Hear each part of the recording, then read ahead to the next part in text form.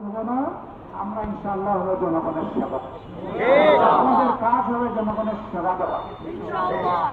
রাষ্ট্রীয় দায়িত্ব যদি আল্লাহ আমাদেরকে দেন, দায়িত্ব নেওয়ার দিনে আমাদের যে সম্পদ থাকবে, আল্লাহ তাআলাকে সাক্ষী রেখে বলছি, দায়িত্ব ছাড়ার দিন এই সম্পদে কিছু পারবে না, বরঞ্চ এই সম্পদ কমবে। কারণ রাষ্ট্রীয় তহবিল দিয়ে সকল ইবাদত বন্দেগী সাধনা করা যায় না, নিজের পকেটে এবং তহবিলেও হাত দিতে হয়।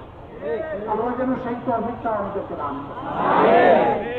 এই জনপদ একসময় শান্ত ছিল, কেন ছিল আমি এটা বলতে যাচ্ছি না। আমরা আল্লাহর কাছে শান্তি কামনা করি।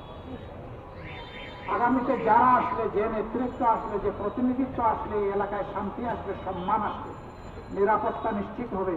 আল্লাহ যেন এই এলাকাবাসীকে সেই প্রতিনিধি, জনপ্রতিনিধি দান করে। এটা বাংলাদেশকেই যেন আল্লাহ তা দান করে। আমরা বাংলাদেশকে একটা শান্তির, সম্মানের, সাম্যের বাংলাদেশ হিসাবে দেখতে চাই।